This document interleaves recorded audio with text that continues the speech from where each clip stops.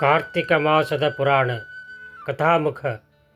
ನೈಮಿಷಾರಣ್ಯದಲ್ಲಿ ವೇದವ್ಯಾಸರ ಶಿಷ್ಯರಾದ ಸೂತ ಪುರಾಣಿಕರು, ಶೌನಕರೇ ಮೊದಲಾದ ಋಷಿಗಳ ಪ್ರಾರ್ಥನೆಯಂತೆ ಅನೇಕ ಭಗವನ್ ಮಹಿಮೆಗಳನ್ನು ನಿರೂಪಿಸಿದ್ದಾರೆ.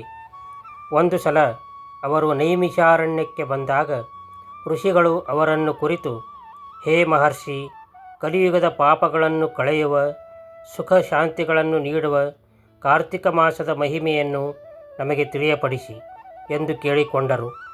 ಆಗ ಸೂತರು, ಮುನಿವರ್ಯರೇ, ನಮ್ಮ ಗುರುಗಳಾದ ವೇದವ್ಯಾಸರು 18 ಪುರಾಣಗಳಲ್ಲಿ ಮಹಿಮಾನ್ವಿತವಾದ ಅನೇಕ ಪದ್ಧತಿಗಳನ್ನು ಹೇಳಿದ್ದಾರೆ. ಪದ್ಮಪುರಾಣದಲ್ಲಿ ಸ್ವಯಂ ಶ್ರೀಕೃಷ್ಣ ಪರಮಾತ್ಮನೇ ತನ್ನ ಪತ್ನಿಯಾದ ಸತ್ಯಭಾಮಿಗೆ ಕಾರ್ತಿಕ ಮಾಸದ ವಿಶೇಷ ಮಹತ್ವವನ್ನು ವಿವರಿಸಿ ಹೇಳಿದ್ದಾನೆ. ಅದನ್ನು ನಿಮಗೆ ನಾನು ಮತ್ತೆ ಹೇಳುತ್ತೇನೆ ಎಂದರು. ಒಮ್ಮೆ ನಾರದ ಮಹರ್ಷಿಗಳು ಸ್ವರ್ಗಲೋಕದಿಂದ ಒಂದು ಅಪೂರ್ವವಾದ ಪಾರಿಜಾತ ಪುಷ್ಪವನ್ನು ತಂದು ಶ್ರೀಕೃಷ್ಣನಿಗೆ ಕೊಟ್ಟು, ಸ್ವಾಮಿ, ನಿನ್ನ 16,000 ಪತ್ನಿಯರಲ್ಲಿ ಯಾರು ಅತಿ ಪ್ರಿಯರೋ ಅವರಿಗೆ ಇದನ್ನು ಕೊಡು ಎಂದು ಹೇಳಿದರು. ಆ ಸಮಯದಲ್ಲಿ ಅಲ್ಲಿದ್ದ ರುಕ್ಮಿಣಿಗೆ ಶ್ರೀಕೃಷ್ಣನು ಆ ಹೂವನ್ನು ಕೊಟ್ಟು ಬಿಟ್ಟನು.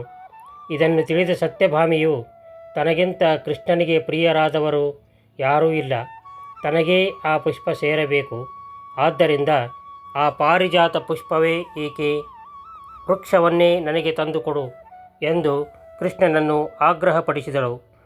ಆಗ ಶ್ರೀಕೃಷ್ಣನು ಆಕೆಯ ಬೇಡಿಕೆಯನ್ನು ಈಡೇರಿಸಲು ಸತ್ಯಭಾಮ ಸಮೇತನಾಗಿ ಗರುಡನ ಹೆಗಲೇರಿ ಇಂದ್ರನ ಅಮರಾವತಿಗೆ ತೆರಳಿದನು. ಈ ಹಿಂದೆ ಇಂದ್ರನ ತಮ್ಮನಾಗಿ ಜನಿಸಿದ ಉಪೇಂದ್ರ ನಾಮಕನಾದ ನಾರಾಯಣನು ತನ್ನ ಅಣ್ಣನೊಡನೆ ಘೋರವಾದ ಯುದ್ಧವನ್ನು ನಡೆಸಿದ್ದನು. ಇತ್ತ ಗೋಲೋಕದಲ್ಲಿ ಗರುಡನಿಗೂ ಗೋವುಗಳಿಗೂ ಯುದ್ಧ ನಡೆಯಿತು. ಪರಾಕ್ರಮಶಾಲಿಯಾದ ಗರುಡನು ಗೋವುಗಳನ್ನು ಹೊಡೆದನು. ಇದರಿಂದ ಹೊರಟ ರಕ್ತಸ್ರಾವ ಭೂಮಿಯ ಮೇಲೆ ಬಿದ್ದು ನಾನಾ ರೀತಿಯ ಗಿಡಮರಗಳು ಬೆಳೆದವು.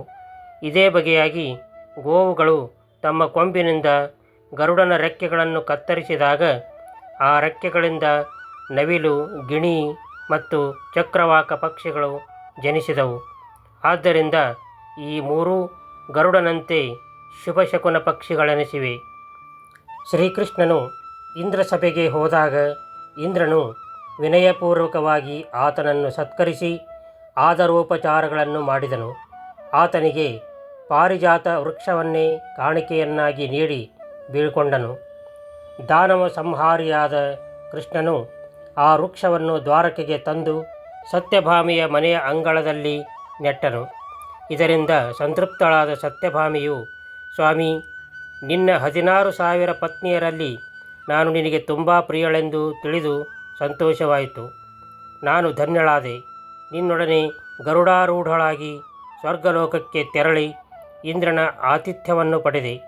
ನಾನು ನಿನ್ನನ್ನು ನಾರದನಿಗೆ ದಾನವಾಗಿ ಕೊಟ್ಟರೂ, ಕೋಪದಿಂದ ಎಡಪಾದದಿಂದ ಒದ್ದರೂ ನೀವು ಮಾತ್ರ ಸ್ವಲ್ಪವೂ ನನ್ನ ಮೇಲೆ ಕುಪಿತರಾಗಲಿಲ್ಲ.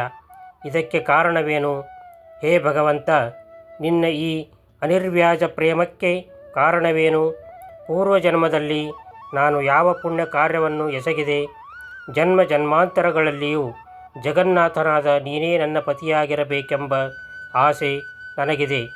ಈ ಮಹಾಭಾಗ್ಯ ನನಗೆ ದೊರೆಯಲು ಏನು ಮಾಡಬೇಕು ಎಂದು ಪ್ರಾರ್ಥಿಸಿದಳು. ಆಗ ಶ್ರೀಕೃಷ್ಣ ಪರಮಾತ್ಮನು ನಸುನಗುತ್ತಾ, ಹೇ ಸತ್ಯಭಾಮೆ, ನೀನು ಅಸಾಧ್ಯವಾದುದನ್ನು ಬೇಡಿದರೂ, ನನ್ನನ್ನು ಕೋಪದಿಂದ ನಿಂದಿಸಿದರೂ ನಿನ್ನ ಸಮಸ್ತ ಆಶೆಗಳನ್ನು ಈಡೇರಿಸಿದ್ದೇನೆ. ನಿನ್ನನ್ನು ಸಂತೋಷದಿಂದ ತೃಪ್ತಿಗೊಳಿಸುವುದೇ ನನ್ನ ಕರ್ತವ್ಯ. ಇದಕ್ಕೆ ಕಾರಣ ನಿನ್ನ ಪೂರ್ವಜನ್ಮದ ಸುಕೃತ ಎಂದನು.